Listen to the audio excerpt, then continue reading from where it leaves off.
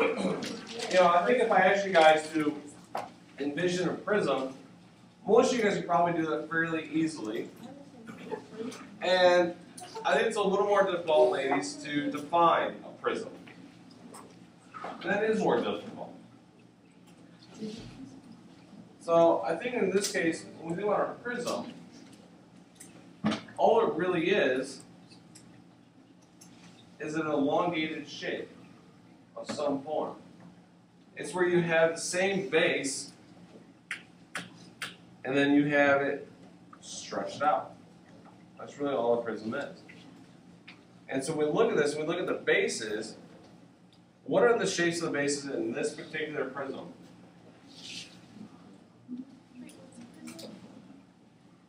What's the definition of prism? You need to listen better. I was Okay. listening. What are the shapes of my two bases here? Here. The ends. Okay, and what shape are those ends? Pentagon. All right. So in this case, my base is basically what I would call them the end caps, or the ends of the prism.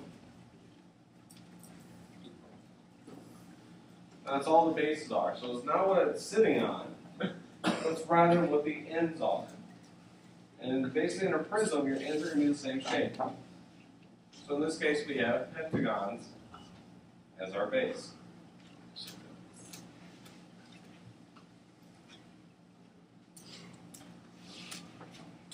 Now the faces, we've already discussed it. That's all the flat surfaces of the prism. So it's all the planes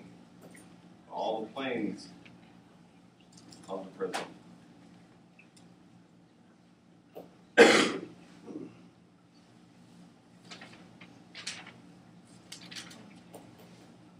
So let's get into the formulas here. Now we've already talked about this before. What is lateral area? Lateral area is like the forward and the side. Okay, it's the area of the sides. Write that down. Okay, lateral area is just the area of the sides. And it has a very simple formula. Lateral area, or in this case we call that LA. Lateral area is perimeter times the height. Perimeter of the base times the height. What do I mean by the height of the prism?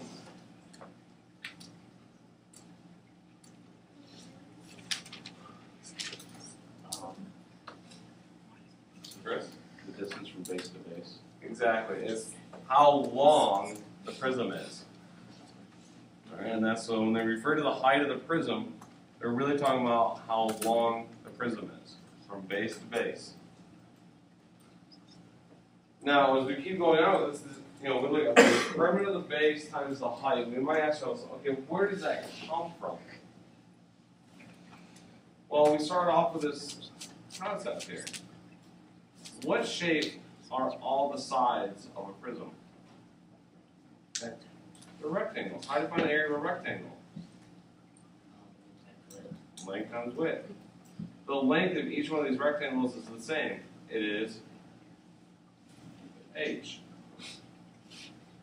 So let's start labeling our sides. So this is side 1, side 2, side 3, side 4, and side 5. If I want to find the area of each one of those rectangles, take the bottom rectangle.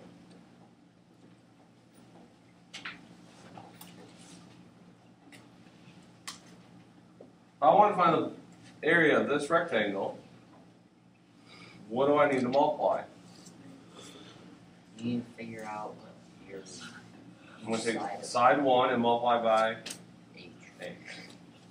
Side 1 times h. Plus, go to this rectangle. What's the area of that rectangle? Side 3 times Side 2. Oh. Side 2 times h. And so I notice then, to keep doing this, it's just the side times the height plus the side times the height. And I can do that infinitely for the number of sides of my polygon. Well, what do you notice that each one of these terms has in common? An h. So we're going to factor out the h And I'm left with side 1 plus side 2 plus side 3, all the way out to side n,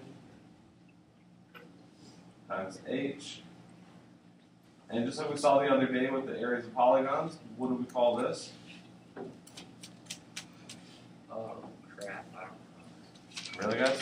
What do you call it when you add up all the sides of the polygon? This- Perimeter, and therefore we get Oh, pH. that's what you were. Okay. And so that's where that formula comes from. Now, how is lateral area different from surface area? You're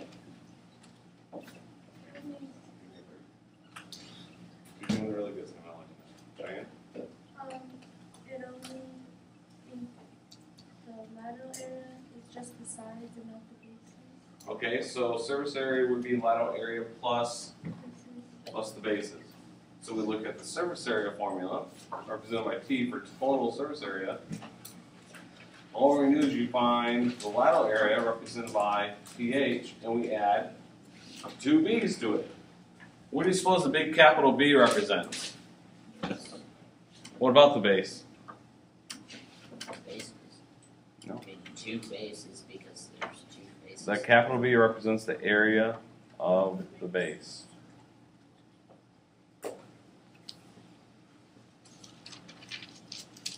And there you go, those are formulas for today. Why is that B in the small? Perimeter of the base, times the height of the prism. All right.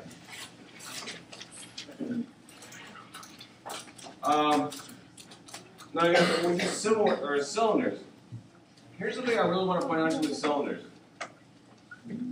How is a cylinder similar to a prism? There's like the height would be the same. Okay, so this height is still considered to be the height, right? There's 2 bases. And what shape are those bases? Circle.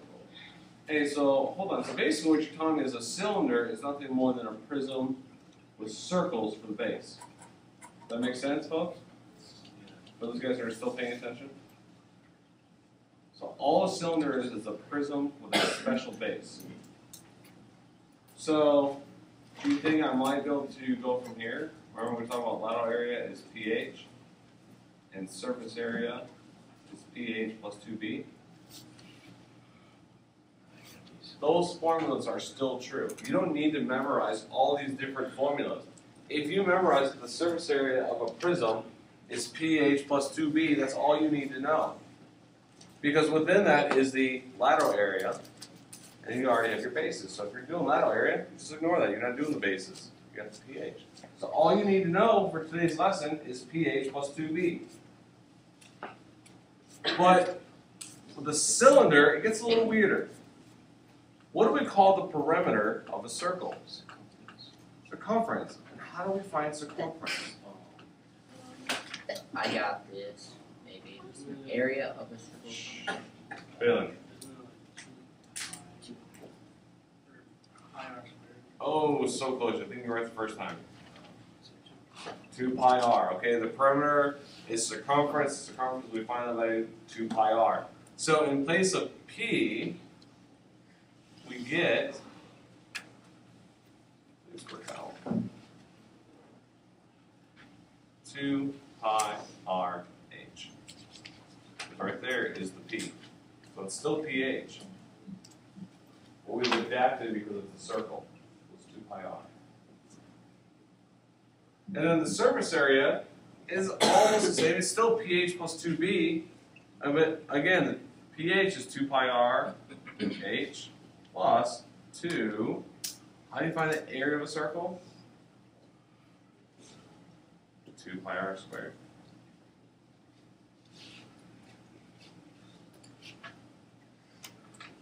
So I know as we're working through these formulas, a lot of times you guys are sit there and say, okay, where did the unit come up with these? Where did these numbers come from? They're there for a reason, and that's why we're taking the time right now to go through that logic of how we got those values. So why is a cylinder seemingly radically different than a prism, but it's really not. It's the same formula.